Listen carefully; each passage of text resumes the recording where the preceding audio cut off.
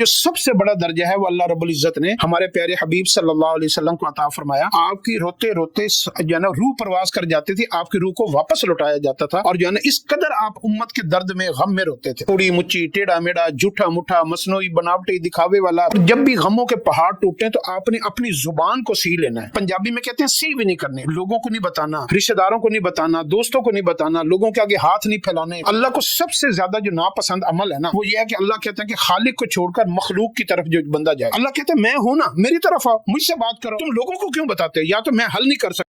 بسم اللہ الرحمن الرحیم. آپ نے نا دنیا میں بڑی بڑی طاقتور چیزوں کا نام سنا ہوگا، ایٹم بم کا نام، امریکہ سپر پاور، فلاں بڑی سپر پاور. تو اسلام کی روح سے جو سب سے مضبوط اور طاقتور ترین جو چیز ہے نا اس دنیا میں، وہ انسان کا اللہ کے سامنے نکلا ہوا وہ آنسو ہے جس کا اللہ کے علاوہ کسی کو علم نہ ہو. جو انسان کا آنسو اللہ کے سامنے گرتا ہے نا، اس آنسو کے اندر جو طاقت ہے وہ کائنات میں کسی چیز میں وہ طاقت نہیں ہے. اور اس کی مثال آپ یوں سمجھ لیں کہ انسان اپنے گناہ کرتے کرتے کرتے ایک اتنی بڑی جہنم جلا چکا ہوتا ہے جس کی گہرائیوں میں ہزاروں سال وہ گرتا رہے گا تو وہ جہنم جو ہے نا کبھی ختم نہ ہو. لیکن اللہ نے کیا کہا ہے کہ اگر انسان کے آنکھوں میں ایک آنسو ایسا جو سچی ندامت کا، اللہ کے خوف کا اور شرمندگی کا اور احساس جرم کا اگر اس کے آنکھ سے نکل آئے تو اللہ اتنی بڑی جہنم کو اس ایک آنسو سے بجھا دیتے ہیں. یہ ہے اس انسان کے آنسو کی طاقت. اب اس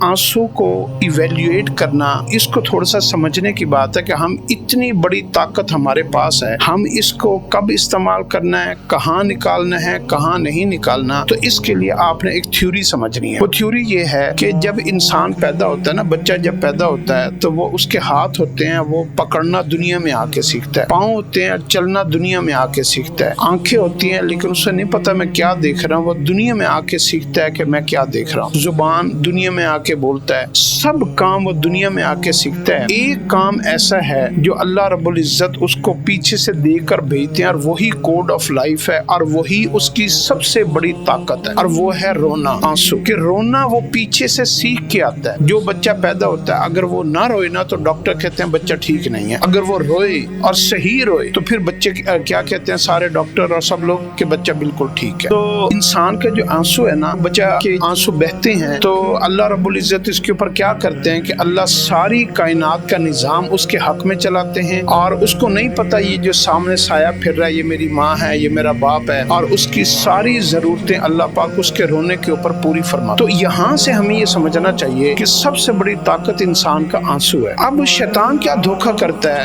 شیطان انسان کو جیسے جیسے انسان بڑا ہوتا جاتا ہے، جوان ہوتا ہے، طاقتور ہوتا ہے، مالدار ہوتا ہے اور عہدے والا ہوتا ہے، تو شیطان اس کے ذہن میں یہ دھوکہ ڈالتا ہے کہ کام جو ہے نا رونے سے نہیں بننے، کام محنت کرنے سے بننے. تو اس طریقے سے جو ہے نا وہ انسان جو ہے وہ گمراہ ہوتا ہے اور وہ رونا چھوڑ دیتا ہے. جیسے ہی وہ رونا چھوڑتا ہے نا تو اس کے کام بگڑنے شروع ہو جاتے ہیں، مشکلیں آنے شروع ہو جاتی ہیں، پریشانی آنی شروع ہو جاتی ہیں، غم آنے شروع ہو جاتے ہیں. تو واحد ایک شیطان کا ایک دھوکہ کہ شیطان جو ہے انسان پر نماز پڑھنے دے گا، قرآن پڑھنے دے گا اور دوسرے نیکی کے کام کرنے دے گا، لیکن اس میں وہ یہ کام کرتا ہے کہ وہ جو ہے انسان کو شیطان جو ہے وہ انسان کو اللہ کے سامنے رونے نہیں دیتا. باقی ساری نیکیاں کرنے دے گا لیکن اللہ کے سامنے تنہائی میں رونا نہیں دے گا. ایک تو دھوکہ یہ کرتا ہے وہ. پھر اگر پتھر دل انسان کا بھی کوئی رشتہ دار، ماں باپ، بہن بھائی، بیوی بچے کو فوت ہو جائیں تو اس کا بھی اگر کوئی آنسو نکل آئے گا تو اس آنسو کو اس کی کوشش ہوگی کہ اس کا آنسو میں ضائع کر دوں، ویسٹ کر دوں، اور وہ اس کا آنسو اس کے کسی کام نہ آئے. تو وہ کیا کرتا ہے کہ وہ لوگوں کے گلے کہتا ہے کہ لوگوں کے گلے لگ کے رو، بھائی کے گلے لگ کے، باپ کے گلے لگ کے، رشتہ داروں کے گلے لگ کے وہ روئے گا اور وہ اپنے آنسو کو ضائع کر دے گا. حالانکہ اس کو غم کے دنوں میں، مشکل کے دنوں میں جب دنیا سے لوگ بچھڑ رہے ہوں، اس کو اس وقت میں اس آنسو کو قیمتی بنانے کی ضرورت ہے کہ میں اس بلینک چیک کو کیش کروا لوں. تو اس کے لیے کیا اولیاء اللہ نے لکھا ہے؟ اولیاء اللہ کہتے ہیں کہ اس وقت مرد جو ہے نا اور عورتیں جتنے بھی لوگوں کے اوپر غم آئے، وہ جو ہے نا کب کوئی فوت ہو جائے، کوئی دنیا سے چلا جائے، کوئی اور صدمہ آ جائے، تو وہ تنہائی میں اپنے آپ کو بند کمرے میں لے جائیں اور وہاں پر وہ 2 نفل توبہ کے پڑھیں اور رج کے روئیں، اتنا روئیں کہ ان کا دل ہلکا ہو جائے، اور اس کا گواہ اللہ اور اس کے علاوہ کوئی نہ ہو۔ عورتوں کو بھی یہی سبق دیں، مردوں کو بھی یہی سبق دیں، عام صدموں میں بھی اور کسی کے فوت ہو جانے کے اوپر بھی یہی کام کریں۔ اس کے بعد کیا ہوگا، اللہ جو ہے وہ دل کو صبر عطا فرما دے گا، اور 2 نفل پڑھ کے روتے ہوئے اللہ سے مانگنا کیا ہے کہ یا اللہ میں اپنی والدہ کی طرف سے معافی مانگتا ہوں، اور بس میں تجھ سے کچھ نہیں مانگتا، تیری رضا پر راضی ہوں، تو میری والدہ کو معاف فرما دے، اپنے گناہوں کے اوپر معافی مانگے۔ تو اس طریقے سے آپ کو جو ہے نا والدہ کا، والد کا، جو بھی رشتہ دار فوت ہوا ہے، آپ اس کا حق ادا کریں گے۔ تو ایک تو عمل یہ کریں۔ دوسرا یہ ہے کہ اگر آپ کے اوپر دنیا کے مسائل، پریشانیاں، تکلیفیں، روزگار تنگ ہو گیا، کوئی نوکری نہیں ہے، کوئی کاروبار نہیں ہے، کوئی نقصان ہو گئے، اور آپ کے سارے رزق کے دروازے، عزت کے دروازے، عافیت کے دروازے بند نظر آ رہے ہیں، آپ بے بس ہو گئے، مجبور ہو گئے، تو اس وقت بھی آپ کو یہی فارمولہ اپنایا۔ یہ بہت بڑا فارمولہ ہے، اگر کوئی اس کو سمجھ لے تو۔ آپ رات کے 3 حصے نکالیں، مغرب سے رات شروع ہوتی ہے اسلام میں، اور فجر کی اذان تک رات ہوتی ہے، اس کو 3 پہ تقسیم کریں گھنٹوں کو، اور رات کے تیسرے پہر آپ اٹھ جائیں، تہجد کا وقت جسے کہتے ہیں، جس کو یعقوب علیہ السلام نے اپنے بیٹوں سے کہا تھا کہ میں اس وقت تمہارے لیے دعا کروں گا، اللہ تمہیں معاف کر دے گا۔ اس وقت اللہ مانگنے والوں کو رد نہیں کرتا، اس وقت اللہ عرشوں سے فرشوں پہ آ جاتا ہے اور آ کے کہتا ہے کوئی مجھ سے مانگنے والا ہے، کوئی لینے والا ہے، کوئی میرے خزانے کو چاہنے والا۔ تو اس وقت اللہ پاک خود آتے ہیں دینے کے لیے، باقی وقتوں میں انسان کو لینے کے لیے خود جانا پڑتا ہے۔ تو اس وقت کو کیش کروائیں۔ اگر بالفرض تہجد میں آپ نہیں اٹھ سکتے، آپ کا کوئی ایسا مسئلہ ہے، تو پھر آپ دن میں جب صبح سو کر اٹھتے ہیں، فریش ہوتے ہیں، نہا دھو کے بالکل باڈی آرڈر بالکل 0 میٹر ہوتا ہے، اور آپ یہ سمجھتے ہیں کہ آپ کی انرجی لیول پوری پیک کے اوپر ہے، تو اس وقت آپ کیا کریں، آپ اس وقت 2 نفل توبہ کے پڑھیں، اور سجدے میں آپ نے 40 منٹ رج کے رونا، اور کچھ نہیں مانگنا سوائے ایک لفظ کے، اور وہ لفظ ہے کہ یا اللہ میری توبہ مجھے معاف فرما دے۔ اپنے مسئلے نہیں بتانے، اپنے غم نہیں بتانے، اپنی تکلیفیں نہیں بتانی، اپنی حاجات نہیں بتانی، اپنی پریشانیاں نہیں بتانی کہ مجھے یہ مل جائے، مجھے وہ مل جائے۔ اللہ سب دیکھ رہا ہے، سب جان رہا ہے۔ اللہ نے ہو سکتا ہے وہ ساری چیزیں خود بخود جو ہے نا وہ روکی ہوں کہ یہ میرے پاس آئے، مجھ سے بات کرے، میرے ساتھ صلح کرے۔ تو جتنے بھی انسان کے اوپر حالات آتے ہیں نا، مشکلیں، پریشانیاں، غم، تکلیفیں، یہ بنیادی طور پر اللہ ہی کی طرف سے آتی ہیں، یہ اللہ کے سپاہی ہیں۔ ایک پولیس اسٹیشن میں اگر آپ کے خلاف FIR ہو جائے تو آپ کو جو ہے نا وہ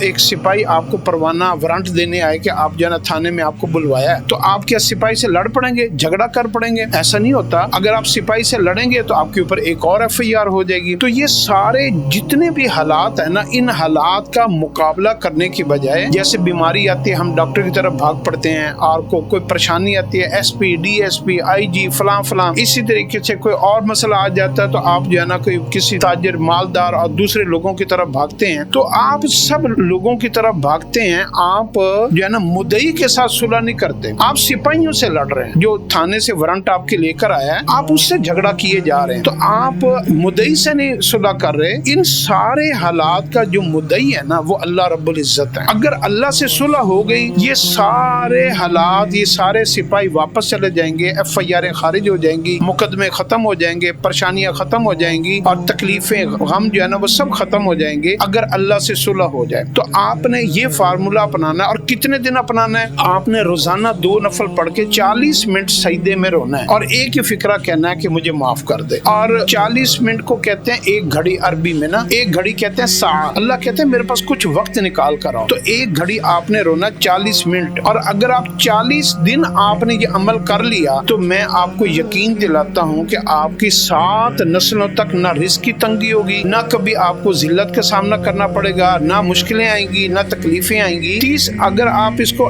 اپنی ذات کے لیے کرنا چاہتے ہیں تو 3 دن سے لے کر 7 دن کے اندر اندر آپ کا مسئلہ ختم ہو جائے گا، لیکن اگر آپ اپنی نسلوں کے لیے بھی کرنا چاہتے ہیں تو 40 دن اس عمل کو کریں۔ اور روزانہ آپ نے کیا کرنا ہے کہ روزانہ جو ہے نا آپ نے 40 منٹ سجدے میں کیسے رونا ہے؟ رونے کی اب 5 قسمیں۔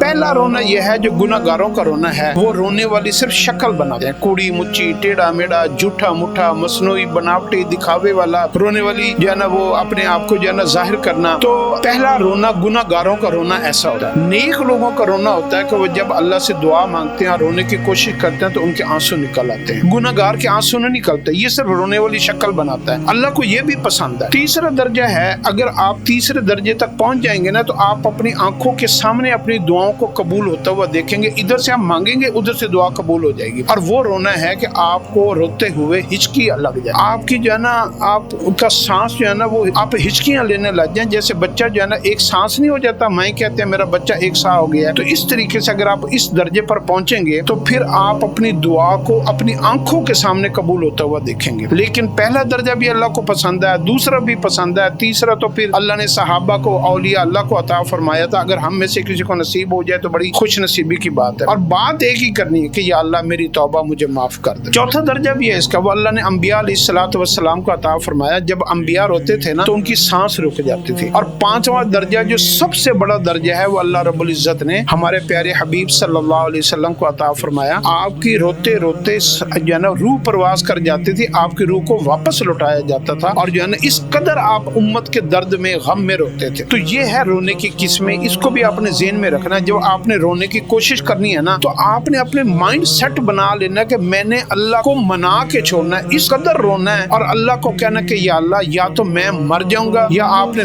मुझे माफ कर देना। और मुझे जो है ना मेरी यहाँ से जो है ना वो मैंने हर सूरत में आपसे अपनी माफी लेकर उठनी है। तो आप 40 दिन इस अमल को करेंगे तो आप जब भी मुश्किलें आया करें ना तो आप हालात का मुकाबला ना किया करें। बेवकूफ आदमी हालात का मुकाबला करना शुरू कर देता है, समझदार आदमी हमेशा मुद्दई के साथ सुलह कर लेता है। तो हमारे सारे मसलों का जो मुद्दई है वो हमारे अल्लाह रब्बुल इज्जत है। तो अल्लाह के साथ सुलह हो जाएगी, सारे मसले हल हो जाएंगे। अब ये तो हो गया इलाज। अब इसके ना एहतियात, कहते हैं ना एहतियात इलाज से बेहतर है। अब इसकी दो एहतियात, एक एहतियात ये है कि आपके ऊपर जब भी गमों के पहाड़ टूटे तो आपने अपनी जुबान को सी लेना है। पंजाबी में कहते हैं सी भी नहीं करनी, लोगों को नहीं बताना, रिश्तेदारों को नहीं बताना, दोस्तों को नहीं बताना, लोगों के आगे हाथ नहीं फैलाने, अपने आप को बेबस, मजबूर, लाचार, दुखी, गमगीन और जो है ना फकीर और जो है ना मोहताज और फक्र फाका, और ये हालात आपने अपने दिल के अंदर ही छुपाने हैं। लोगों के आगे आपने सवाली नहीं बनना। अगर आपने अपना रुख लोगों की तरफ फेर दिया तो फिर आपके रोने का फायदा खत्म हो जाएगा, क्योंकि आपने वो बर्तन के अंदर जो है ना सुराख कर दिया कि आप इधर से रो रहे हैं और उधर से आपकी दुआ जो है ना वो बर्तन के अंदर से खजाना पानी जो है ना वो नीचे जा रहा है। तो आप अल्लाह को सबसे ज्यादा जो नापसंद अमल है ना वो ये है कि अल्लाह कहते हैं कि खालिक को छोड़कर मखलूक की तरफ जो बंदा जाए। अल्लाह कहते हैं मैं हूं ना, मेरी तरफ आओ, मुझसे बात करो, तुम लोगों को क्यों बताते? या तो मैं हल नहीं कर सकता तो लोगों के सामने अपने आप अपने सारे गम छुपाने हैं, तकलीफें छुपानी है। मेरे वालिद साहब मुझे एक बात बताया करते थे कि हमने कुछ लोगों को देखा कि वो 7 नस्लों तक गरीब होते हैं। जैसे कमी होते हैं ना पुराने गांव में, वो उनका जो है ना जब भी बैठेंगे चौधरी के पास, चौधरी साहब मेरे घर में आटा नहीं है, मेरे घर में नलका खराब है, मेरे घर फलां बीमार है, मेरे पास पैसे नहीं है, मेरे पास गंदम नहीं है। वो हर वक्त लोगों के सामने अपना हाथ फैलाते रहेंगे, मांगते रहेंगे, अपनी गुर्बत, अपनी परेशानी, अपनी तकलीफें लोगों के आगे बताते रहेंगे। इसका नुकसान ये होता है कि जो परेशानी आई हुई होती है ना उसका जो आजमाइश का, इम्तिहान का, मुसीबतों का जो टाइम पीरियड होता है ना, वो जब हम लोगों को बताना शुरू करते हैं ना, ये लोगों से मदद मांगना शुरू करते हैं तो उसका ड्यूरेशन बढ़ जाता है, उसका वक्त बढ़ा दिया जाता है। और अगर उसको आप छुपा लें और आप अपनी परेशानियों से जल्द अज जल्द छुटकारा पाना चाहें तो उसका सबसे बेहतरीन हल ये है कि आप घंटों में, दिनों में आप अपनी बड़ी से बड़ी परेशानी से निकल आए। तो आप अपने आप को इस कदर खुफिया अपने गम को कर लें कि उसको आप अल्लाह के अलावा किसी के आगे ना रखें, तो आपकी मुश्किलें बहुत जल्दी हल हो जाएंगी। तो सी नहीं करने, पंजाबी में कहते हैं सी नहीं करने, आगे बोलना नहीं है। अल्लाह जिस हाल में रखे, जिस सिचुएशन में रखे, जिस परेशानी में रखे, वो अल्लाह ने रखा है। अब अल्लाह ही उसको खत्म करने वाला है। तो अल्लाह के इस हाल के ऊपर भी राजी रहने वाली आदत बनाएं जो अल्लाह ने सहाबा को, औलिया अल्लाह को अता फरमाई थी। तो इसलिए औलिया अल्लाह कहते थे कि मेरे गम जो अल्लाह ने मुझे दिए हैं ना, मुझे अपनी जाती खुशी से भी ज्यादा अजीज है। तो आपने सी नहीं करनी। दूसरा जो है, आपने अल्लाह के गैर के अलावा किसी से मदद नहीं मांगनी। तो ये एक जिंदगी का फार्मूला है। जब आपने जिंदगी के इस फार्मूले को अपना लिया ना, फिर आप देखेंगे जब 40 दिन गुजरेंगे ना तो वो सारे दरवाजे जो हमारे गुनाहों की वजह से, हासदों की वजह से और जो है ना बद नजरी की वजह से, जादू टोना और पतनी सहर किस किस मसले की वजह से, और हमारे अपने अंदर की खामियां, अपने अंदर के जुल्म जुर्म, इनकी वजह से जो दरवाजे हमने अपने ऊपर बंद कर दिए थे, नफरतों की वजह से और कुफर की वजह से और अल्लाह की नाफरमानियों की वजह से, आप देखेंगे आपके सारे दरवाजे आपके लिए खुल जाएंगे और अल्लाह आपको ऐसे रिज़्क अता फरमाएगा। एक तो पाकीज़ा رزق دے گا, آسانی والا رزق دے گا, بہترین عمدہ رشتوں کو آپ کے ساتھ جوڑے گا, پرسکون زندگی دے گا, آپ کے دل کے اندر اللہ چین اتارے گا, اللہ آپ کو ایسی ایسی نعمتیں کہ آپ نے کبھی سوچی بھی نہیں ہوں گی کہ دنیا میں آپ نے ایسے کتنے لوگوں کو دیکھا ہوگا کہ وہ اتنی ترقی کر گیا کہ جن کو انہوں نے کبھی تصور بھی نہیں کیا تھا. تو یہ ایک ہوتا ہے حرام چیزوں سے اس ترقی تک پہنچنا, ایک ہوتا ہے حلال سے اس ترقی تک پہنچنا. جو لوگ حرام کام کر کے اس ترقی تک پہنچتے ہیں نا, وہ جب موت سے پہلے وہ اس قدر رسوا اور تنگ دست اور ایسا گرتے ہیں کہ ان کو سمجھ نہیں آتے ہمارے ساتھ ہوا کیا ہے. اس لیے آپ دیکھیں گے دنیا کے جتنے بھی گناہگار لوگ ہیں, یہ فلمی اور یہ اس طرح کے لوگ, یہ بہت پیسہ کماتے ہیں, لیکن موت کے وقت ان کا اتنا برا حشر ہوتا ہے. ایسے ہی سود خور اور دوسرے لوگ, اس کے مقابلے میں جب اللہ کے ساتھ صلح کر کے آپ ترقی کریں گے نا, تو آپ کی موت, آپ کی زندگی, آپ کی آخرت اور آپ کے مرنے کے بعد بھی ایسا ہی آپ کے اولادوں میں آپ کے اندر خیر و برکت اور بھلائی ہوگی کہ آپ اس رزق کو نصیب آپ کو ہوگا, آپ کے اولادوں کو نصیب ہوگا, آپ کی نیک نامی ہوگی اور آخرت بھی آپ کی بہترین بنے گی. تو یہ ایک کوڈ آف لائف ہے. اگر اس کوڈ آف لائف کو ہم سمجھ جائیں گے نا, تو ہمیں در در کی ٹھوکریں نہیں کھانی پڑیں گی. بڑے سے بڑا ایٹم بم ہو, بڑے سے بڑے دشمن ہو, امریکہ ہو, فلان ہو, ٹیکنالوجی, تدبیر تو اللہ نے کہا کہ تدبیر کرنی ہے, لیکن تدبیر کے ساتھ تدبیر اور تقدیر کو بنانے والے کو ساتھ لے کر چلنا ہے. ہم ایک حصہ لے لیتے ہیں, دوسرا چھوڑ دیتے ہیں. تو جب تک اللہ رب العزت ساتھ نہیں ہوں گے, اس وقت تک ہمیں صرف ہر کامیابی ایک دھوکہ لگے گی, حقیقت میں وہ کامیابی نہیں ہوگی.